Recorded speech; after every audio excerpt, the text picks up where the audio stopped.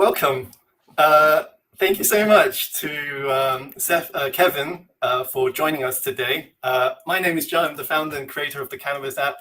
And today we have Kevin Jones from the Hemp Hound agency joining us for a brief chat about cannabis in the UK and cannabis in general, basically. Kevin, would you like to quickly introduce yourself? Hi, thanks for having me. My name is Kevin Jones. I am the founder of the Hemp Hound agency.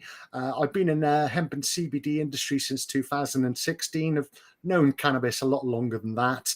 And basically, I run a advisory and signposting service, not quite a consultancy because you've got to be really on your game with that. And basically from that point, I also indulge in a spot of investigative journalism and industry commentary because, someone's got to say something occasionally, don't they?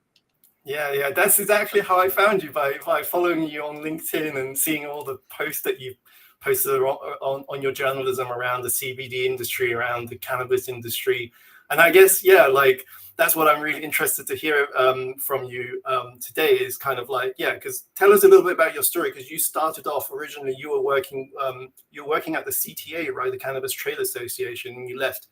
Absolutely, yeah. I actually come across them in 2016. It was when my wife and I just started a company called Lovebud, and we didn't kind of get the ball rolling. But when we did start, it was when the MHRA tried to redefine CBD as a purely medicinal compound, and I remember writing a whopping great letter, saying, "What does this mean?"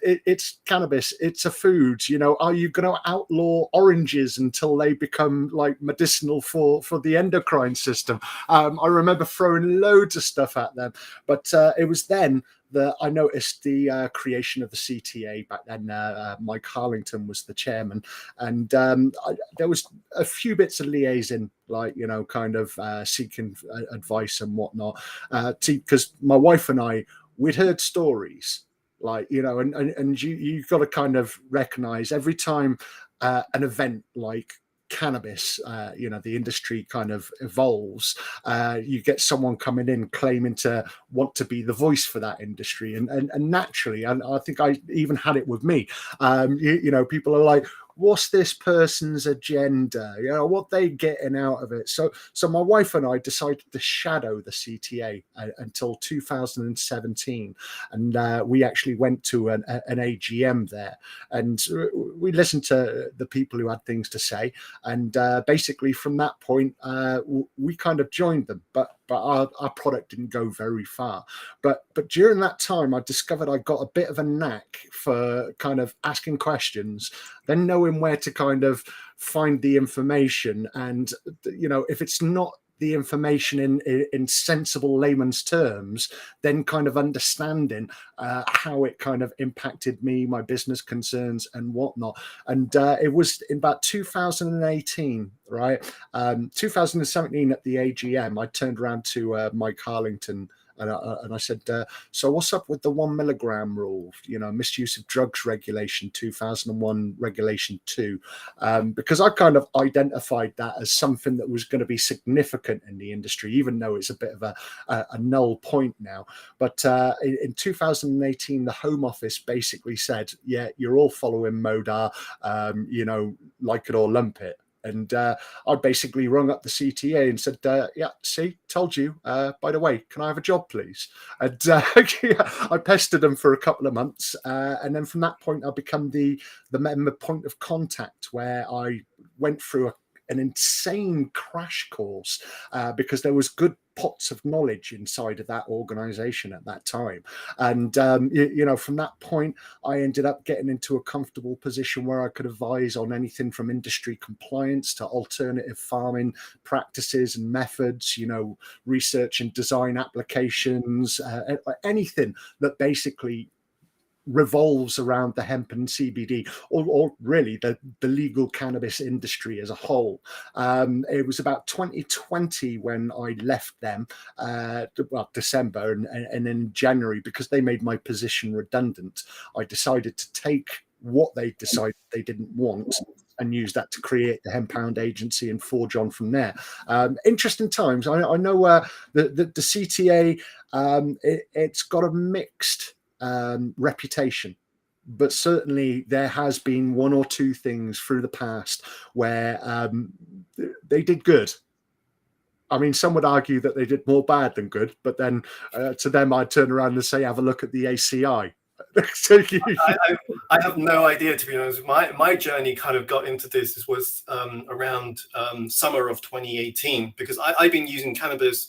I used cannabis the first time I was about 20 years old, and I really like this girl from university, and she'd been smoking since 14. So that's how I got into cannabis, and it was like a spiritual experience, let's say. But since then, I've been using it more for medicinal purposes and also for psychotherapy purposes, healing and whatnot. But it was around 2018 that I actually kind of got into what I thought was the industry. And so that's why I bring the CTA up, because it was around the same time that, I was looking into CBD basically, and all the Home Office guidelines around CBD, around 1 milligram of THC, what was legal, what's not legal. And that's really kind of been, I guess, the narrative since 2018. There's a lot of confusion in the industry, right? There's a lot of chopping and changing, because back then was like pure CBD cannabidiol in its purest form was perfectly legal. The Home Office had a fact sheet. There was a conversation around, but what about hemp? Because hemp is cannabis sativa, but what if it contains trace amounts of THC? What was the right amount of THC? There's so much like fine debate around how do you quantify that. And I guess, it's been 5 years since we've had that, that situation. Where are we now with CBD today? Like, what's happened since then? More grey areas have emerged, and there's still uncertainty over how much THC you can actually have in a product. I mean, I don't know if you followed the situation with Jersey Hemp a few months ago. They basically were told that they couldn't export off Jersey because even though they'd used remediation techniques to remove the THC from the product, they couldn't guarantee that there was no THC still in the product. And it's something that I like to refer to as Schrodinger's cannabinoid. Is it there? Isn't it there? You don't test it, you won't know, right? That's it. But I mean, that's one of the hang-ups from the plant. And you can kind of understand that, there's supposed to be analytical requirements coming out soon that are going to set stupidly low testing amounts and a stupidly complex analyzing method to determine whether you're breaking new rules that may or may not come in soon. Who knows? It's mind-boggling. It's totally mind-boggling how we got we should backtrack really. One of the big things that I started doing at the CTA, literally from the point that I was answering the phones, was explaining to people the difference between 0.2% THC, which comes from marketing guidance and only really refers to the level of THC in the strains that you can grow, which in turn need to be from the EU approved catalogue of hemp strains, versus the 1 milligram rule, which was, even if it was still a bit blind then and now, that was for a finished product. And there were so many people like, no, 0.2, followed by the home. 0.2, but it's like if you have 1 milligram in a liter, it's still over the limit, basically.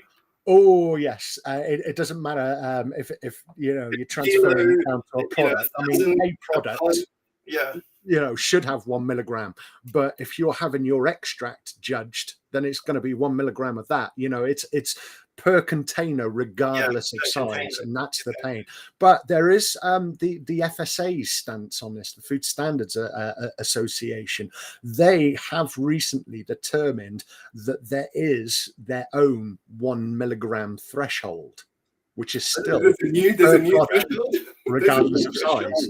So yeah, it is. It's a revolving thing. The Canna consultants, Steve Oliver and Matt Lawson, specifically Matt, he was the one who in 2020 wrote a paper that determined how the 1 milligram rule would not fit CBD products. All right, and that was down to the 3 limbs within Regulation 2, and that basically defines what an exempt product is. Right now, limb C is the 1 milligram rule. It says, you know, it cannot have more than 1 milligram of any active substance or controlled substance per container, regardless of size. Right? Everyone was focusing on that. But if you go to the top, limb A says that the product that contains the controlled substances cannot be used or administered to humans or animals. And it's like, that doesn't work, because literally every single CBD or cannabinoid focused product out there has been designed to be administered to humans or animals. How do we get to this point where, like, literally CBD has become such a convoluted space?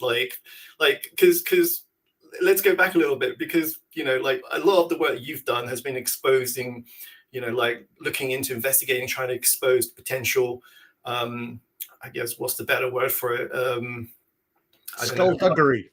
I can't think of an appropriate word right now. But basically, you know, you've written a lot on social media, on LinkedIn, about the, potentially there's some sort of public-private partnership between the government and GW Pharmaceutical, which originally, you know, came out with the Epidiolex product, which is essentially just pure CBD, right? Because, like, in effect, we've got in the UK, we have Epidiolex, which is produced by GW Pharmaceutical, now known as Jazz Pharmaceutical. And then we have CBD, which is exactly the same thing, but you can't make any sort of medical claim on it, but you can get hold of it in the high street. So, like, how do we end up in this situation where we've got essentially the identical products, but 2 different ways of accessing it, and all of this mess of regulation and exemption rules and whatnot, and all this kind of word soup to try and, you know, essentially place it in 2 different categories when it's exactly the same thing? How do we get here? Well, first, because there is Epidiolex, but really it all started with Sativex, and that was basically being brought out in 1998, 99 for trials, and then I think it was approved around about 2004, possibly. Can't quote me on that. I know it was approved in 2002 in Canada, and it's been accepted in a lot of places beyond there. Now that's 1-to-1 THC to CBD, and was, you know, basically there for spasticity from MS and a few other bits and pieces. But then CBD started being looked at seriously. Now, the point that I can trace that from is actually 2004, and that's when the Home Office started providing cannabis samples to GW Pharmaceuticals. Now, the outward intent of that was to actually monitor how much CBD was in street weed, and you've got to ask straight away, why? Well, 2004 is when there was a serious look into CBD being taken by GW. And in fact, in 2006, there is a patent that's signed off by Dr. Jeffrey Guy, where he's tried to monopolize supplemental and cosmetic CBD products before an industry's even existed. So they've seen that, right? And then from that point, we've kind of evolved. You know, Epidiolex was created basically in 2012. Sorry, that's when it started phase 1 and 2 trials. It got orphan drug designation from the FDA in 2014. It finished phase 3 trials in 2016. That is, funnily enough, very close, literally months before the MHRA turned around and tried to redefine CBD as a purely medicinal compound.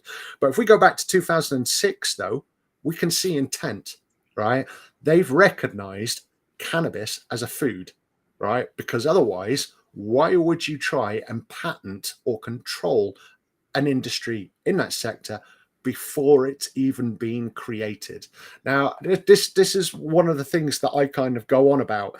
You know, lots of people will turn around to you and say, cannabis, recreational or medicinal. Well, that to me is wrong, because there's a middle ground, and that is food, right? Yeah. And actually, if you look at medicinal, well, you might be taking that to help with conditions, but you're also feeding the endocannabinoid system. Smoking a spliff, you are ingesting cannabinoids through transference in the lungs. That's taking on nutrients you are eating, in a loose term. But that there lies the problem, right? And that's kind of reinforced by Dr. Jeffrey Guy and Dr. Nathan or Ethan Russo, right? Now, Dr. Guy, I haven't read too much of his studies, but everyone knows Dr. Ethan Russo. Like, you know, he's prolific. He seems like a nice, approachable guy. He's always on about Delta 9. That worries me. Sorry, Delta 8. But that's by the by. Both of them have turned around in printed publications and indicated that we've evolved with the plant, or co-evolved with the plant. All right. Yeah. Now, here's the big question for me. Do you co-evolve with a medicine, or do you co-evolve with a food? Yeah, sure. I mean, this kind of goes back to what I've been looking into, which is the history and the origins of cannabis, both as a medicine and also as a nutritional supplement. Because in like traditional Chinese medicine, food is medicine. Basically, what you eat, you are what you eat. Basically, right? So that's a brilliant way to look at it. Really, it just like it bridges it nicely. System, the whole yin and yang, the whole positive and the negative, it's all to do with what you put in your body, how you treat your body, how much sleep do you get, you know, how much, you know, fiber, what's your diet like, how much rest do you get. And like, we've ended up in this situation where you've got a pharmaceutical product, which you take orally too, by the way, right? Sativas and Epidiolex is an oral formulation, whereas smoking a spliff is, you know, like you're ingesting that through your ingesting that through your lungs and whatnot. They're just two different routes, but essentially they do exactly the same thing once into your body. Like, they provide a boost to your endocannabinoid system, allowing your body to find its balance. And so I've always been really puzzled and perplexed by how we've kind of come up with this kind of, you know, using semantics to try and create two different categories of what essentially is just exactly identical products, whilst hiding truly what it actually is. You know, in that food sense, and that's the problem. Now we've had a little bit of a conversation on LinkedIn a couple of days ago where you put up a post, and it was breaking down the costs of you know, Epidiolex $1,000 for 100 milliliters of Epidiolex. But then, you know, let's have a little look at that properly, right? Now, if I got a kilo of isolate from a CBD company, right, I can probably get one between 280 and 320 quid, right? Yeah. But if we do the math from one bottle that costs £1,000, right? Okay, that's 100 milliliters, right? We've got sesame seed oil in there, right? Which is a bit interesting, you know, considering allergens and all that. Strawberry flavoring in there as well, right? So if we take all of that away, right, it's a 10% CBD isolate product. Okay, there's 1 gram in there of CBD isolate.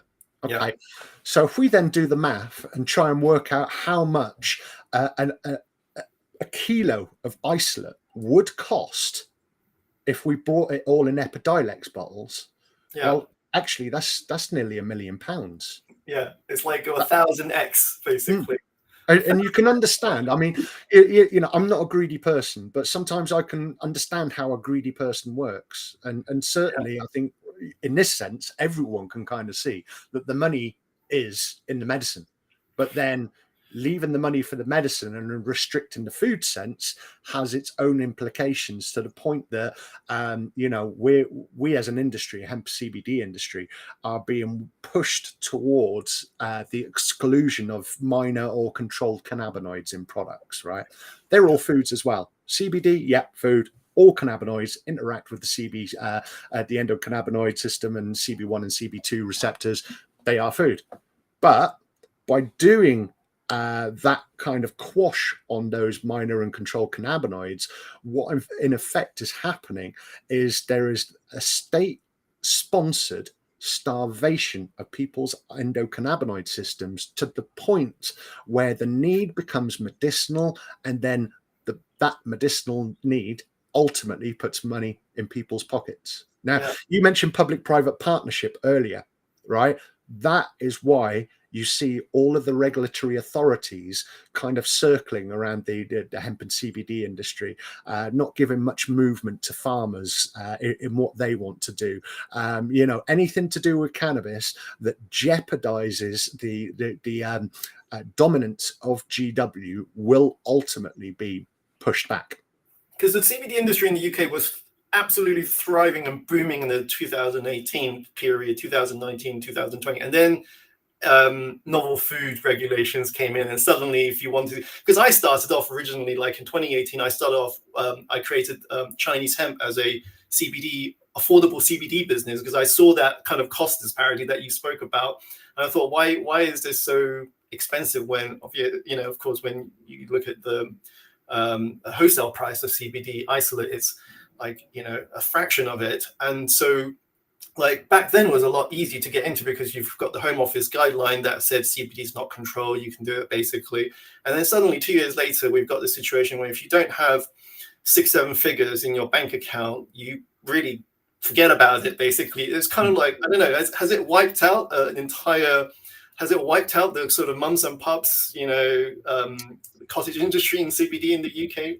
I think that's in the intent, of course. Like when you go to how much the industry was worth, I remember from my old boss back in the CTA, when I joined the industry between 2016 and 2017, it was apparently worth 125 million. 2017 to 2018, it went to 250, and then it was literally doubling up to a point where it started bottoming out, but it was actually projected to be £1 million business by now. But £1 billion, you mean? Yeah, £1 billion, right? Yeah. But it's not. It's actually being projected now because of all of the regulatory damage that, if anything, it was 300 million this year. So we've literally slid right back down because of the kind of the kind of shackling of innovation, and that's pretty much what novel foods has done. You can't white label, you can't change your label, you can't rebrand, you can't innovate, and that has strangled the industry to a point of coming back. Now, you said about the Home Office as well, right? To be fair, the Home Office has never really said it's all right, right? What they have done is draw attention to the 2019 CBD hemp and cannabinoid fact file, right? Which basically states what you need to process in the UK. Now, I got caught out on this a couple of times because to me it was saying, well, hold on, they're describing the 1 milligram rule there. That obviously means that it's completely legit. But when you see what happened with Jersey Hemp, as well as Island Organics in Alderney a couple of years ago, they were cold press producers. They got a license from the island government, but the island government was taking direction from the Home Office. The Home Office went over there, did an inspection, and basically said, it don't matter what you're doing, don't matter what you're saying. At the end of the day, your product contains THC. Wasn't so much the amount, it under their jurisdiction because it was there. Agency yeah. So CBD in itself, yeah, okay. But it always comes back to the other cannabinoids, and certainly the other cannabinoids are the ones that you're not supposed to have. GW Pharmaceuticals, under the guise of Jazz, even though GW and Jazz are separate, but they're combined. If you have a look online, they were the ones who turned around at the Home Affairs Committee's review on recreational drug use and said that controlled cannabinoids are dangerous, whilst of course hiding behind their back the fact that they've got 148 patents, with a lot of them involving controlled cannabinoids. Of course they're dangerous because it's dangerous for their shareholders if you allow them to be sold. Yeah. I just find it like, again, mind blowing that that what was once upon a time completely legal all around the world. Like, I mean, we're talking prohibition period, right? Like Queen Victoria used to use it, right? It was readily available as as a formulation in apothecaries, pharmacies around the world. Like, this is like what, 1920s and 1910s, right? 1800s. It was widely used, and then from the 70s, 60s, and 50s, 60s, 70s onwards, we had a prohibition on cannabinoids, essentially, right?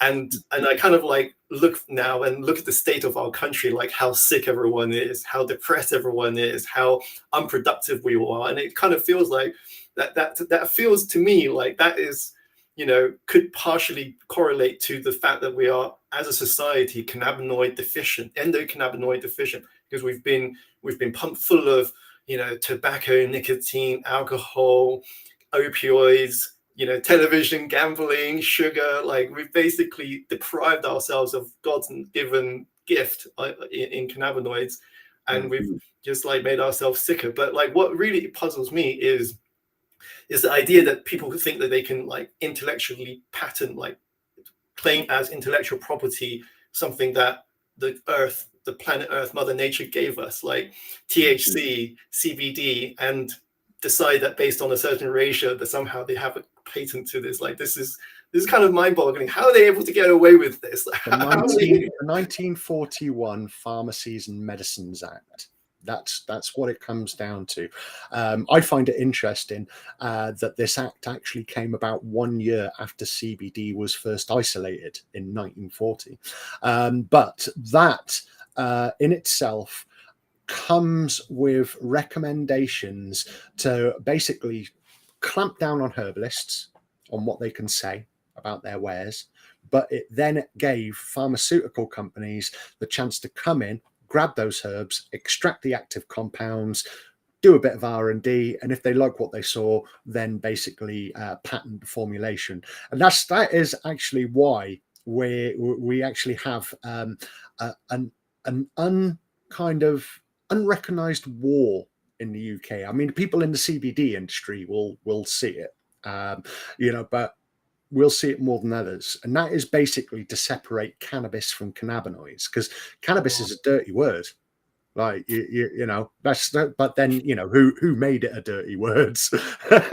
But cannabinoids are where the money is at. So when you look at it that way, it kind of explains a lot of what's going on.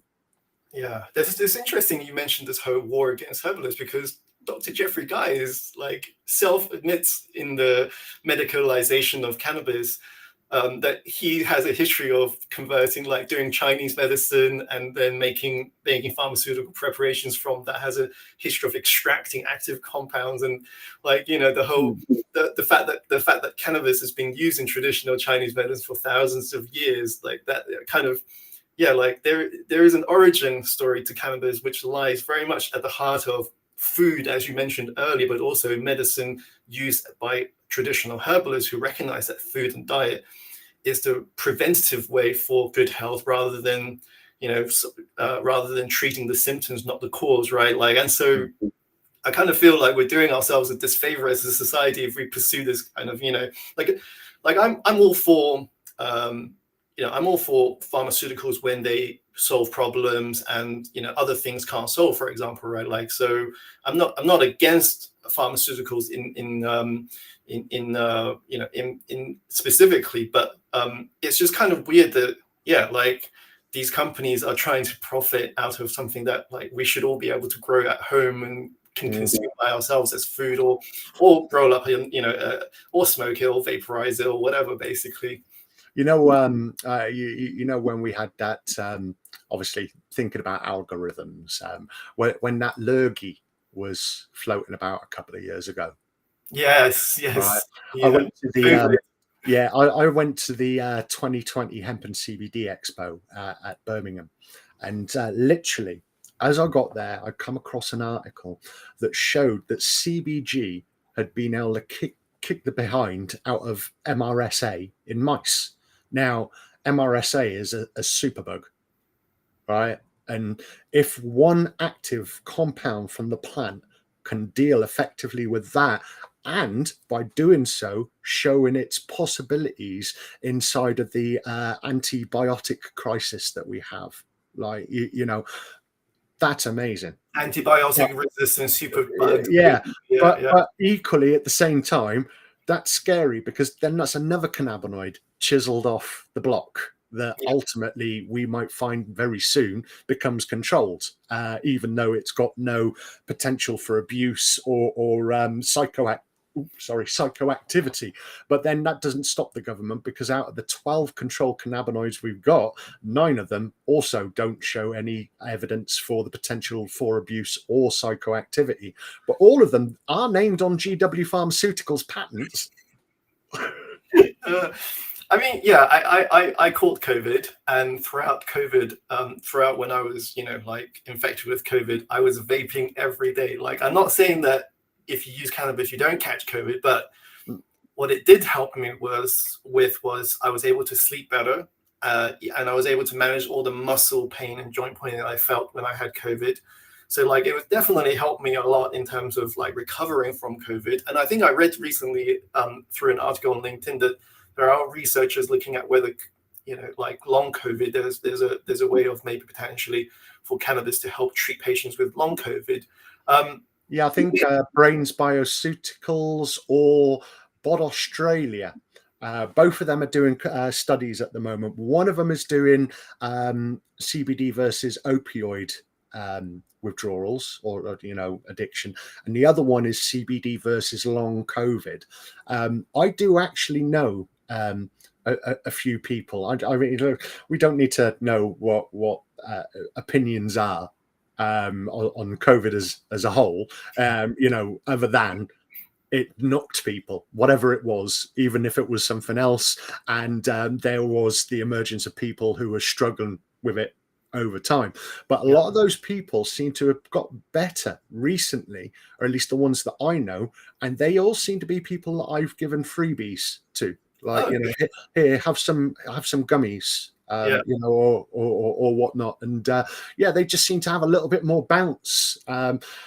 Admittedly, it's taken some time. Has the CBD helped them, or is it a time thing that their body just needed that level, that recovery kind of chill out period? I can't honestly say. But what I do know is one of the very first serious articles that I wrote, came after I discovered that CBG had kicked the bum of MRSA in mice.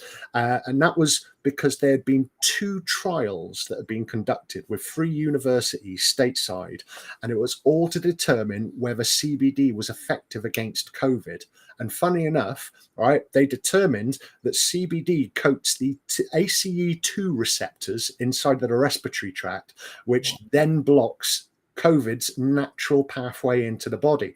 But it don't just stop there, though. See, there was an Austrian hospital who was actually treating their COVID inpatients with 30 milligrams CBD oil. That's food supplemental strength. That is. That's nothing to sing and dance about. And I know from that point to the last time I checked in 2022, 52 studies had been conducted. Now, a lot of them were by universities, but if you go on to Companies House and type in GW vaccines, you'll see that actually they tried to get their hand in on that as well. To be fair, it wasn't just them. I did see a letter where it was co-signed by another 3 companies, but for some reason the British government decided that that wasn't their plaything. So basically in 2023 January, I think it was, GW vaccines closed down, which is a bit of a shame, really, because let's be honest, synthetic untested vaccines versus a plant that has been tested over time. I mean, not against COVID, but certainly it comes back to the hemp and CBD industry. No one should be making claims about their products, right? I think at best someone can turn around and say it's not designed to treat that. My products are in effect not designed to treat, cure, or diagnose any ailment, condition, or disease. But it's a food supplemental product made from a superfood, and it can help regulate core bodily functions such as mood, memory, appetite, and sleep. It's the same thing that they put on vitamins, basically. It is. I mean, shall we go one step further for the sake of the Hemp Hound and say, take this stuff and you'll end up with a wet nose and a shiny coat? I don't understand why that we can't do that, because the MHRA has a herbal marketing authorization pathway, right? Traditional herbal registration. Traditional medical herbal registration for things like St. John's Wort and whatnot. And so, like, cannabis being one of 50 master herbs in traditional Chinese medicine, it would make sense for it to be marketed as a traditional herbal medicine, even though you can't make specific health claims. But nonetheless, the MHRA has a pathway for doing that. That nobody's. I don't know. I don't understand why that hasn't happened. That system is very similar to that with novel foods, right? A new food that has no history of consumption before May 1997 has to be registered, or an old food in a new format, then that has to be registered. Sorry about the cat. So basically, with traditional herbal registrations, you've got to do something that's a little bit less intense. You've got to show that herb has been known for 30 years in some relevant capacity, right? You're not talking medical trials here. You're talking old literature, right? So, which there are plenty of for cannabis. In this case, though, I believe as with novel foods, it has to be proof inside of the confines of the EU in that time. I believe that evidence from China and Egypt and the likes of will be accepted, but there would be the requirement for a bit more. Because when did it reach our shores? We've talked about that in different places. But when did it come to Britain? Yeah. But ultimately, if you can do that, then create a dossier, show that it's been used for. I don't know. I don't think fibromyalgia was quite prevalent as it was 30 years now, as it is now than it was 30 years ago. But one of the things, obviously, for your viewers that we talked about was the physicians of Mudvoy. Now I'm a Welshman, I can't even say it properly, but it shows that in ancient Wales, although we're talking the 1600s here, a recipe was used that involved hemp to help cure and treat sores. Now, that's interesting. Could that be taken now, placed into a document, and then used to submit a traditional herbal registration to deal with spots, blemishes, and the likes of? Yeah. I wouldn't say it's unreasonable. I mean, they might throw up hurdles, but in a black and white sense, there should be no reason why you couldn't apply for that, at least for low strength or low in THC cannabis. And you mentioned the medicinalization of cannabis document earlier in Dr. Guy stating that he'd worked with Chinese medicine. What's also interesting is in that document, he actually makes a distinction on what used to be the original medicinal cannabis in the UK, and that was low THC, basically hemp. Yeah. Which then kind of explains why there's so much turmoil around the hemp and CBD industry. I don't know. It's just like, it feels like, I guess at the end of the day, I think if I were to rationalize it, it boils down to the fact that cannabis is a controlled substance at the end of the day, like cannabinoids, THC specifically, right? Like even though that changed back in 2020 with the crime and drug meeting at the UN in Switzerland, right? Like they had a meeting, they voted 29 to 27 to reschedule cannabis from, I think, Schedule 4 of the 1971 UN Convention to Schedule 1. And so, like, right now, I read online that there's a debate that the American Food Standards Agency or Food and Drugs Agency, Food and Drugs Agency is recommending that the DEA reschedule cannabis from Schedule 1 to Schedule 3. right? Like Schedule 1 is where it has no medical values at all, and Schedule 3 is, you know, like pretty much in line with other medicines that you can get over the counter or get through the pharmacy. So like, I guess that's kind of where in my head I'm thinking, okay, that's what it boils down to. We're having to invent or having to really stick to these kind of very tightly bounded nomenclatures around hemp, right? Even though hemp is cannabis sativa, right? And then we're kind of specifically going into details like, oh, how much THC does it have, just to be able to justify its legality, when really like all of it should be legal at the end of the day, because it's, you know, even the Food and Drug Agency in America says it has, you know, lower potential for abuse compared to alcohol or tobacco, and both of those are completely legal. You don't even need a prescription to get those, right? So why is it still demonized, and there's so much taboo around there? And we're trying to invent new words like CBD and, you know, and hemp in order to try and like access something that is so prevalent everywhere. I just find all of this quite odd and a little bit excruciating for the average consumer, because it makes everyone's super confused as to what's going on. And here's something else to add to that confusion, right? And I've checked this with a couple of old heads. Now, I started smoking cannabis in 1995, right? 96, I went to Germany and I lived very close to the Dutch border. I started going back and forth, going to the coffee shops, doing runs to sort out friends and the likes of, way back, like, you know, when I had less grey hairs. And it was a whole different kettle of fish then, only there was less THC present. Right. And I've noticed someone recently online literally saying THC is not the marker of strong cannabis. Well, I agree, because I remember smoking cannabis in the late 90s and early noughties that it knocked me on my ass.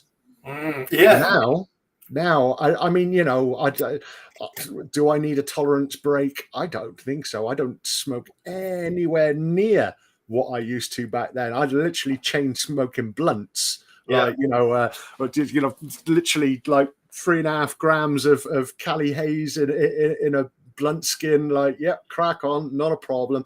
You know, so it's not a tolerance break thing. It is an evolution of the plant thing. Now, I'd say, I'd assume, but then I've had a few people verify that it is seemingly stronger back in the day to how it is now. So when we're turning around and saying, like skunk, you know, anything above 14% THC is strong. Well, no, I think terpenes has an effect. If you breed a high THC strain that then reduces the CBD content, is it just reducing the CBD content? Oh, you naughty man. Oh, I can't see that. Oh, hold on. Oh, go on. What flavors are they? I don't know. One is Kush. One is Kush. One is Kush. The other is which one? Anyone? Could be that one.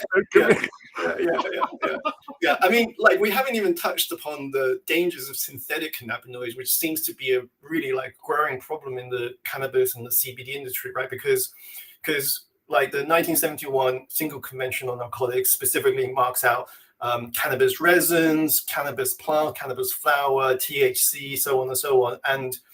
And since then, we've had, you know, advent of spice. There are all these new acronyms that I can't pronounce and I can't even remember, that are flooding the market at the moment. And like, what we're kind of, you know, like, I guess what I'm trying to say is we're kind of stuck right now between the dangers of all of these new breeds of synthetics and the dangers of actually having a plant. Like, the police won't go after the synthetics because it's not controlled, but they can go after people with, you know, a little bit of bud that they've grown at home and whatnot. And like, it just seems so ridiculous. What needs to change, you know, what needs to change? You know, there's the 2018 Psychoactive Substances Act. And I've noticed that there seems to be an indication that cannabis legislation of some sorts, whether it's cannabinoid focused or cannabis as a whole, could be transferred to that.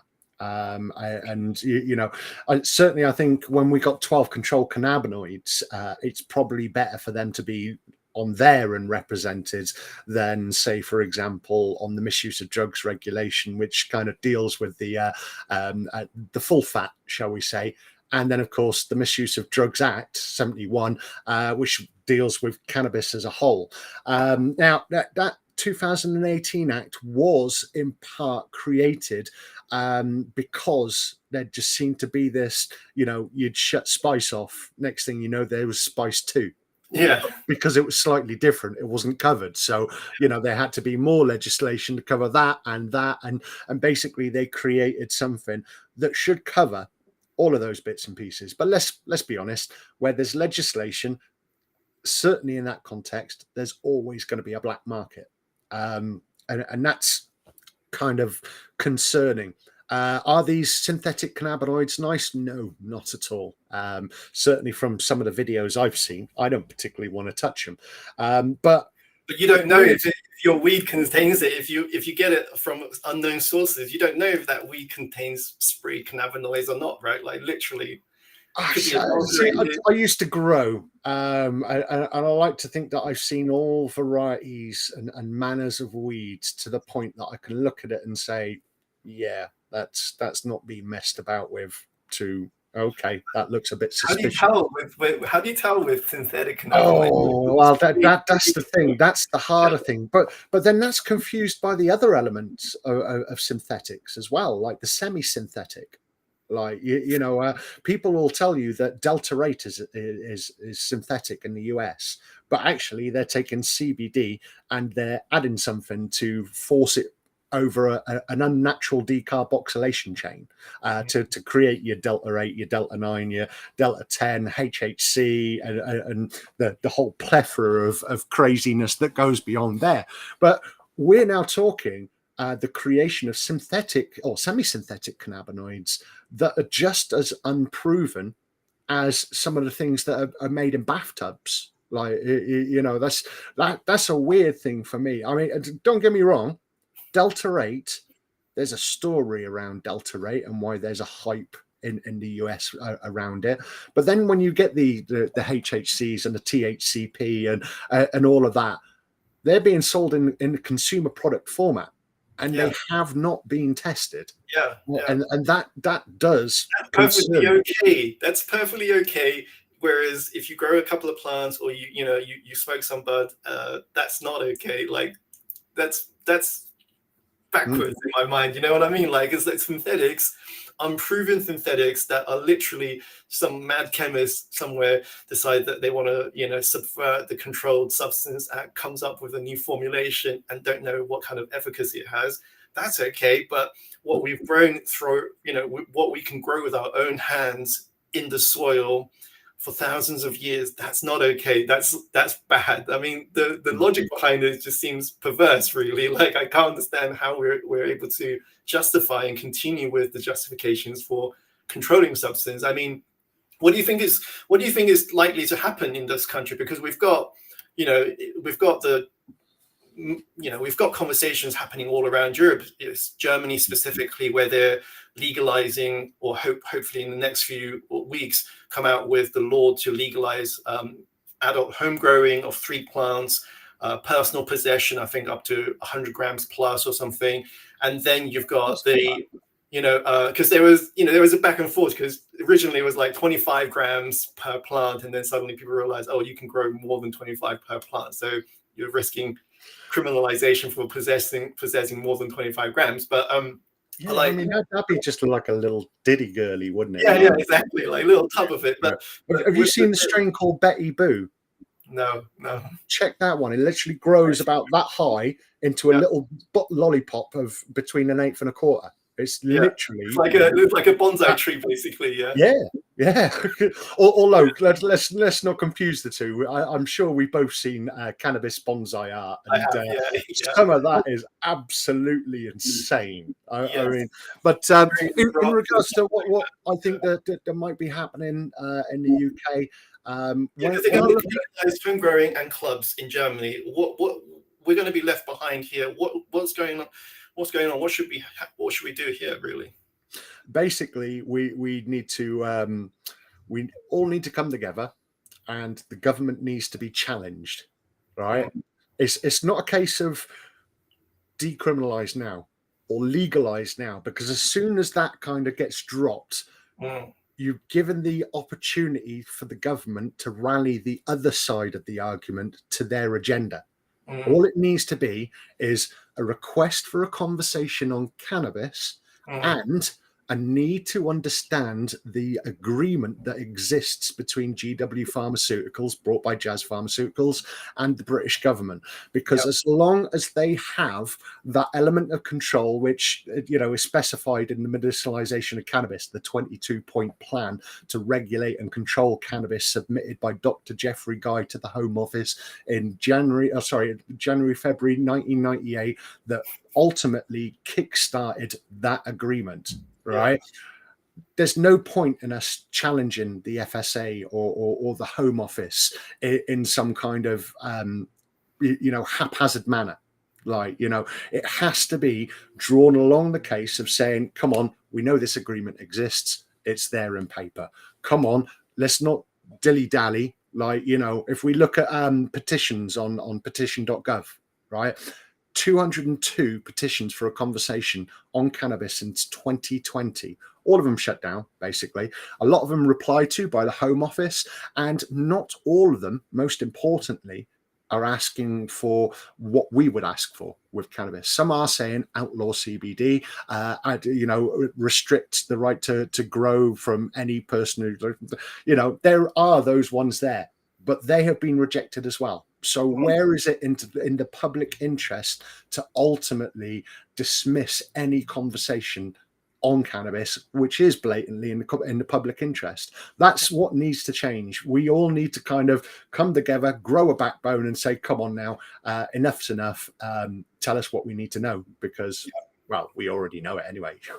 Yeah, I'm 100% with you in terms of coming together, because I feel like the cannabis community is kind of fractured since the legalization of medical cannabis, and then suddenly now we've got this again, more nomenclature, more ways of dividing the community, and actually it's just one plant. Because right now you look at the Misuse of Drugs Act, right? You look at this and you've got cannabis-based medical products, all right, CBMPs, that's distinguished to be different to cannabis, whereas CBMPs are legal, but cannabis isn't legal. And it's like, we've had 5 years of medical cannabis, and something like 30,000 people have been able to access medical cannabis, like myself, right? Like I've got a jar here with my medical prescription, but then according to the Office of National Statistics, we've got 2.5 million people who self-identified as having used cannabis last year. So it's like 99% of the people in the UK don't have access to safe legal cannabis. We've got the threat of synthetics. We've got illicit cannabis grown by, forced labor and criminal gangs. And then we've got a whole bunch of people who are just hippies at the end of the day. Like, we're growing our own cannabis. We're sharing with our community, and yet we're forbidden from doing that, and we've been criminalized. Like my mate Gary Yao, who's been in prison 4 times, right, just for growing a plant. He's not touched any class. He's not violent, hasn't done money laundering, doesn't do fraud, nothing. It's literally just he's grown a plant that he wants to grow, sharing with his community, and he goes to prison 4 times. Like, I feel just like we need to all come together and actually have this conversation. And if you're right in terms of your theory around the public-private partnerships between GW and the British government and establishment, I feel like there's kind of a massive cover up there almost that they're trying to avoid uncovering, basically, because how many freedom of information requests have you submitted to try and about 30, and I've got some interesting ones to respond to as well as it goes. I got one from the FSA yesterday asking for anything in regards to CBD policy as the Home Office have defined it, only for the Home Office to come back to me and say, there's not really something CBD policy style. It's just a lot of things that all tie together.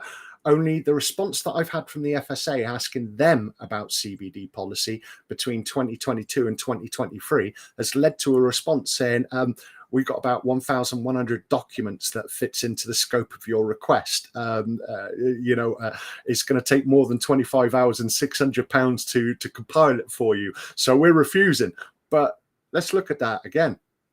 1,100 pages to describe policy on CBD products Yeah. in 1 year. Yeah. I mean, That's they're clearly there's been a plan, there's been a strategy, there's been conversations held at the highest levels in government, right, and in society. Like, you know, we're talking people, industrialists, we're talking people with money and influence and power. They've clearly, you know, focusing their efforts and energies on monetizing cannabis, basically, right, in whichever way they can. But they've kept it all away from us, the general public.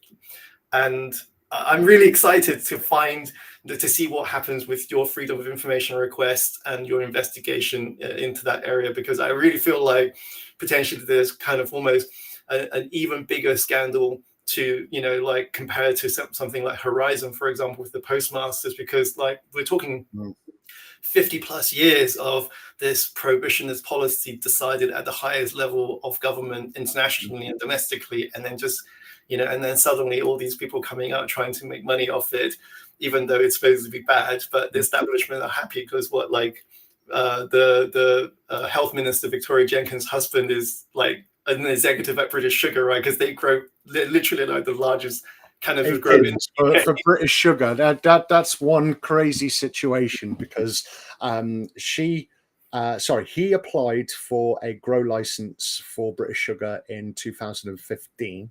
In 2016, it was awarded on the basis that they are the sole supplier for GW. They grow a strain called M250, which is CBD heavy, and I believe basically satisfies all the requirements for Epidiolex. 2017 November, that's when Victoria Akins was positioned in her post, and I believe positioned is probably more the appropriate word, because it would have been Theresa May who actually put her there. And let's be honest, there's many questions around May, and if you think it's all about just her husband potentially receiving a windfall on the eve of the legalization of medicinal cannabis, no, much more than that. But ultimately, like, you know, then in between May all the way up to October 2018, right, whilst the UK was preparing to legalize medicinal cannabis, the minister in control of drugs recused herself from talking about cannabis because of her husband's interests. Now, surely you'd think that maybe Theresa May might have had to have passed on signing in medicinal cannabis law. I obviously it gets royal assent, but she would have had to have rubber stamped something somewhere. And considering her husband's conflicts, let alone the other bits and pieces, you'd wonder why she didn't, I don't know, do the equivalent of a recusal. I watched Country File, right? Like Country File is one of the oldest TV shows in the UK, and this was, I think, again 2018 or something. And there were executives at British Sugar saying, back in the early 2000s, you know, you're saying 2013, 14, but literally at the turn of the millennium, they were talking about at British Sugar, how did they, you know, like how did they diversify? How did they, you know, like how did they expand their business model? And the greenhouse out in Norfolk was then chosen to basically develop tomatoes, right? Like, and so the license later on seems like it was all just part of a big strategy, big plan from, you know, 20 plus years ago to try and essentially like monopolize cannabis as both a medicine and as a food as well. Well, monopolize cannabinoids to the detriment of cannabis. Remember the 1941 Pharmacies Act, and that's what it comes down to. You say we've had legal medicinal cannabis for 5 years. Well, some would argue, myself included, that actually that move ultimately only legalized Epidiolex. And as we see, you know, we've got all of these companies now that are providing unlicensed cannabis for medicinal use. Now, I don't like the word unlicensed. Like it really kind of makes me feel uncertain. But of course, we got Vicky Akins, who got a new job as the Home Secretary for the Ministry of Health and Social Care. And I mentioned about that review of the Home Affairs Committee's review on recreational drug use, saying that there was R&D funding for CBD versus chronic pain, whilst also stating that NICE had been telling clinicians to stop prescribing unlicensed cannabis for chronic pain, right? And that's what's going to happen, right? As long as it stays unlicensed, because it's all anecdotal evidence, isn't it? That's why a lot of these companies, I feel, won't progress beyond that point. All right, but whilst we have that unlicensed cannabis, all right, someone is watching, right? And what they'll do is they'll see all of the people getting relief from fibromyalgia, shall we say, with Hindu Kush, just to throw one out there, right? And as soon as it gets to a point, the people who are watching, they're going to go back to their little database that they created with Home Office samples, whilst also testing CBD and street weed, and they're going to see what the cannabinoid profile is for Hindu Kush, and then they're going to make it their own and probably patent it, test it, roll it out as a product. And then that list will get smaller and smaller. Well, that's a very interesting future prediction, but I've got to end the conversation now. It's been really fascinating. No! I'm so sorry. I wanted 5 seconds to talk about the fact that we both got interesting names. Gonna have to keep that to the next time when I join you on your podcast. But I just want to say, thank you so much, Kevin, for all this insight. There's obviously so much to dig into, more time than that needs more time than we have available today. So I want to big thanks for joining the first ever podcast on the Cannabis app, and the Cannabis app was created to try and fight against all this monopolization of cannabinoids and cannabis by the powers to be. We're grassroots organized, grassroots funded, grassroots initialized, and so thanks again for taking the time to speak to me and educating everybody who's watching. Good on you for doing what you're doing. Good luck with your investigations. Please keep us up to date. I hope to have you back on the podcast again in the future so you can update us. And thanks again. And absolutely, my pleasure. Thanks very much. All right, talk to you soon. Take care.